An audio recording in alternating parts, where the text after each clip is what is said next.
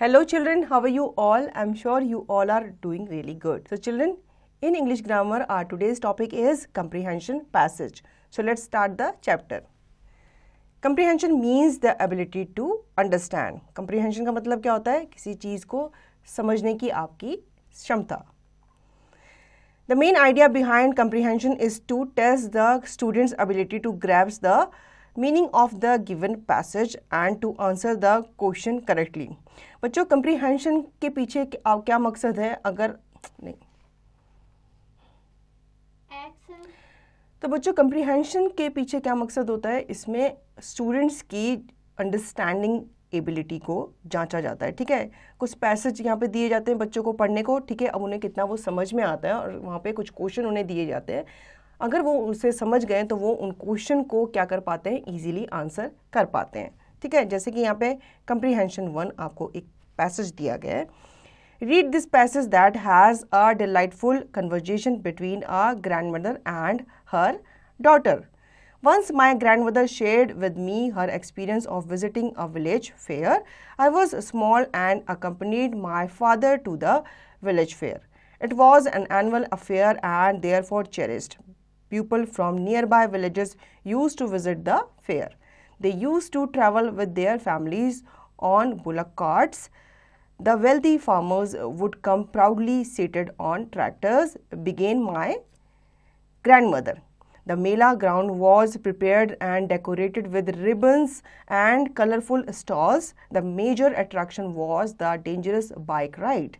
The rider was blindfolded before his adventurous ride. It was very exciting. There were toys shops that sold birds, animals, and human figures made of clay, beautifully painted with vegetable colors. What did you buy, Granny? I asked. Oh, my absolute favorite were the water balloons. The balloons had a rubber cord attached to it. I would hold it as if it was the most precious thing in the world. Nowadays, you call them yo-yos. Do you have game stalls during those days? अब बच्चों यहाँ पे एक grand mother हैं, वो अपनी grand daughter को ये बता रही है कि वहाँ पे उनके गांव में क्या लगता था? मेला लगता था जब वो छोटी थी. ठीक है, और वो अपने पापा के साथ उस मेले में घूमने जाती थी. और मेले में आपने देखा होगा बहुत सारे स्टॉल्स लगते हैं खिलौनों के, टॉयज़ के, और वहाँ पे बहुत सारे गेम्स भी खिलाई जाती है. तो उसकी दादी बताती थी कि वहाँ पे एक डेंजरस गेम खेला जा रहा था जो कि था बाइक राइड. ठीक है, अब आगे उसकी ग्रैंड डॉटर जो है, उनकी पोती पूछती है कि दादी आपने वहाँ पे क्या किया और आपने क्या क्या लिया? तो उसकी दादी बताती है कि मुझे वहाँ पे वाटर बलून्स थे, वो मुझे बहुत अच्छे लगे और वो मैंने ले लिए खेलने के लिए. फिर उसकी जो ग्रैंड डॉटर है वो पूछती है कि वहाँ पे और कौन कौन से गेम हुआ करते थे. Yes dear, we had those air guns that every boy held to look like a soldier but targeted balloons. Then we had the card games, fishing out cola bottles, lighting candles with a single matchstick and whatnot. The craziest stall had mirrors of all shapes and sizes that made us look different every time we looked at our reflection. I would turn round and round to get the feel of dancing in a palace. What an experience it was. But don't you think the amusement park that we have nowadays are better? No, not at all. There is no excitement because you can come anytime you feel like. We waited for a year to enjoy the fun. But there is one thing that has changed for the better. The circus nowadays is without animals. I hated when the elephants were poked or lions whipped by their masters. It was sheer torture. I just couldn't bear it. Oh, Granny, you are an absolute animal lover, and I wish we could travel quietly into the past to enjoy the old days.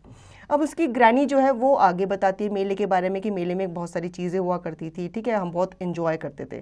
तो उनकी पोती जो होती है वो कहती है कि भाई आजकल अम्यूज़मेंट पार्क है तो हम वहाँ जाकर भी इंजॉय कर सकते हैं ये सब चीज़. तो उसकी दादी कहती है कि नहीं, अम्यूज़मेंट पार्क तो आप डेली जा सकते हो या कभी भी जा सकते हो जब आपका मन करे, क्योंकि ये आपके लिए खुले हुए रहते हैं. आपको एंट्री पास लेना होता है और आप वहाँ पर जाके इंजॉय कर सकते हो. लेकिन वो कहती है मेला जो लगता था वो साल में एक बार लगता था, तो हम पूरा साल वेट करते थे, उस मेले का इंतज़ार करते थे और फिर उस मेले में जाकर एंजॉय करते थे। तो वो कहती थी ये जॉय तो अलग ही होता था।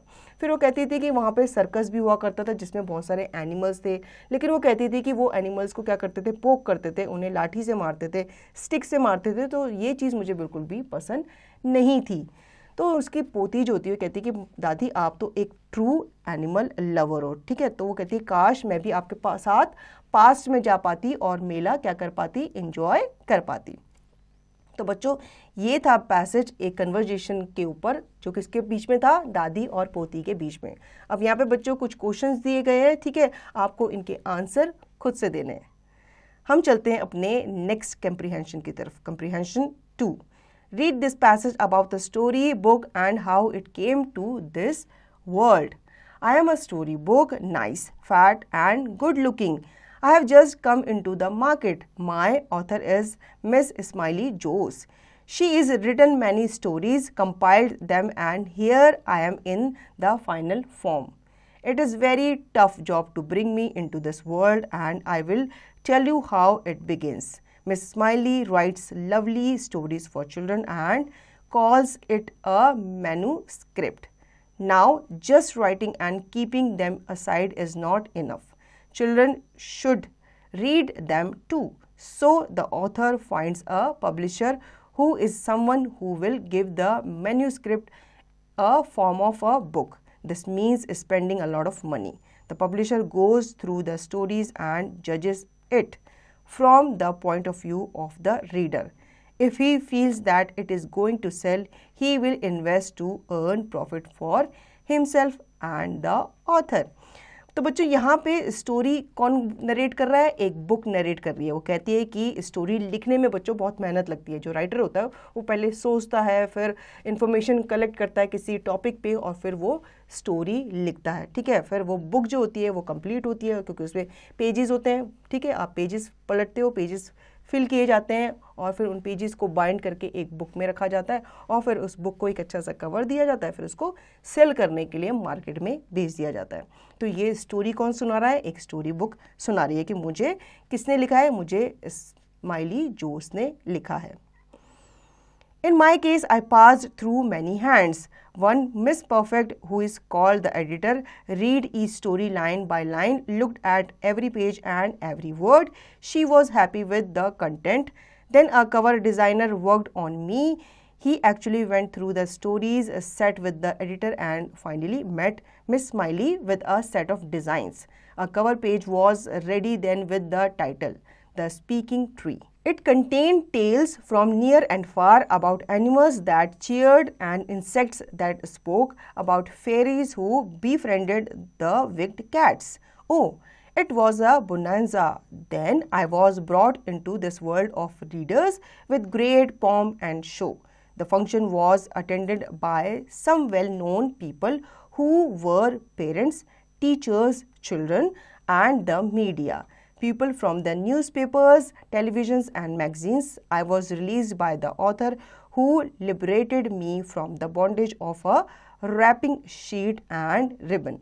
People clapped and photographs were clicked. Then the author read few interesting paragraphs and commented on the stories.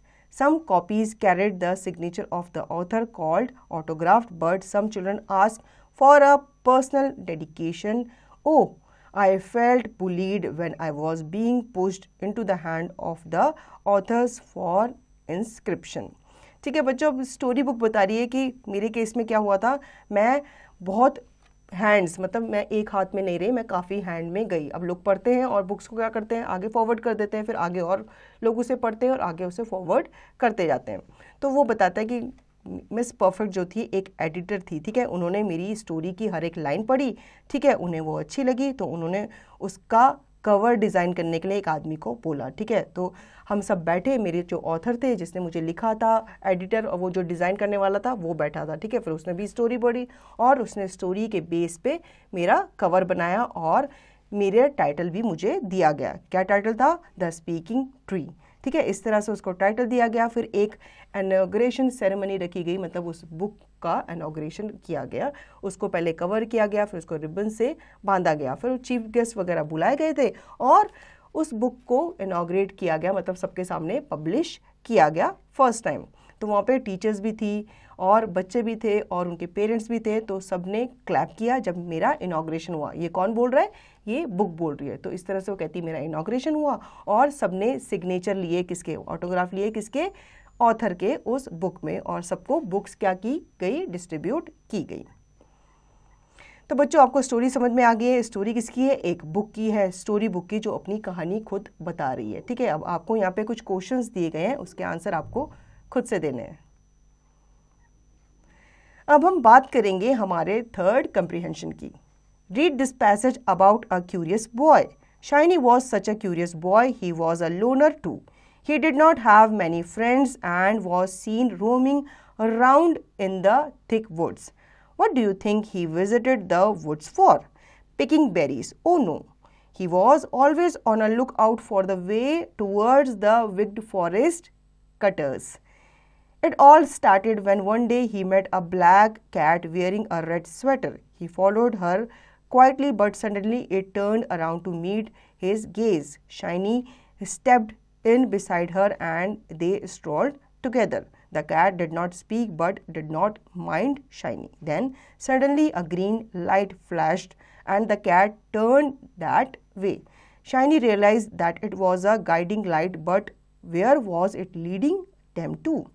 He walked on the same path and looked around for clues every now and then. Then one day a black jacket descended on him. It fitted him so well. Shiny touched it with wonder and suddenly he flew over the woods and in the sky. Oh, the woods looked like moss from great height, and suddenly he changed direction and entered a cloud. The temperature fell but the jacket kept him warm and he stood on his feet inside a cloud. A wind blew and then he heard a cat mewing softly. Shiny turned around and saw the same cat. Hi, I am Sam. The forelimb of the cat became longer to hold Shiny's hand in an iron grip. Shiny looked around with interest. He was not scared but curious. Suddenly something caught his eyes and he walked towards it. Two needles were busy knitting a long jersey. There were different colors of wool balls rolling and becoming smaller in size. Within minutes another jersey was ready. A voice said, "This will take you around many destinations. You are on a mission to help the woods." Help the woods? But how? Shiny asked in amazement. Once you wear this, you will know the direction from where the woodcutters come. The moment they will see you in disguise, they will run away and never come back. The voice explained. What will make them run away? Shiny asked. Your dangerous look will scare them away. You are destined to save the woods.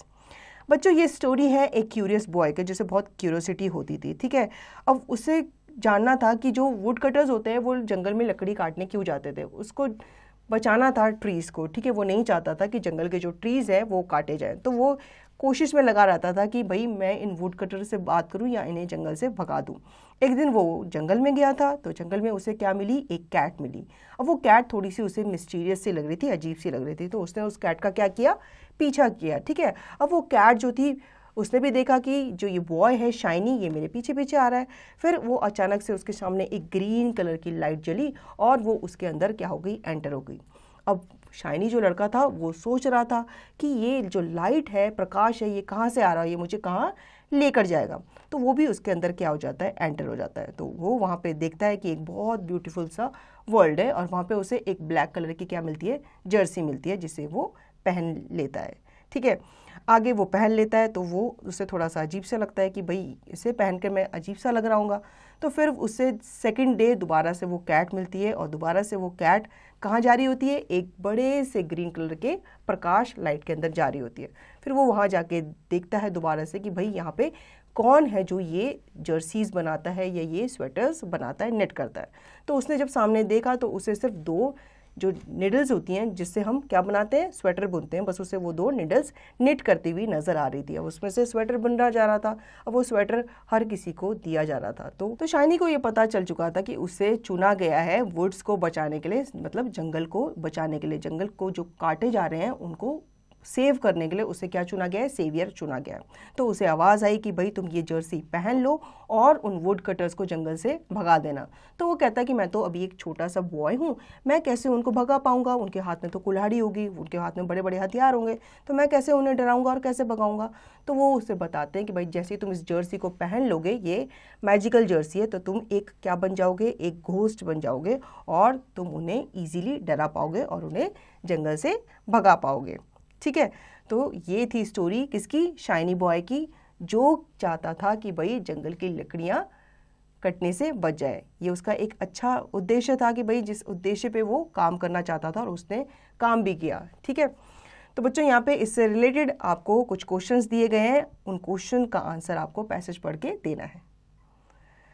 Now comprehension 4, read this pome carefully. ठीक है, अब पहले हमें passage दिए गए थे, अब हमें पोम दी गई है, पोम को हमें समझना है और उसके क्वेश्चन के आंसर हमें देने। If you were only once inch tall you would ride a worm to school, the teardrop of crying ant would be your swimming pool, a crumb of cake would be a feast and last you 7 days at least, a flea would be a frightening beast if you were 1 inch tall.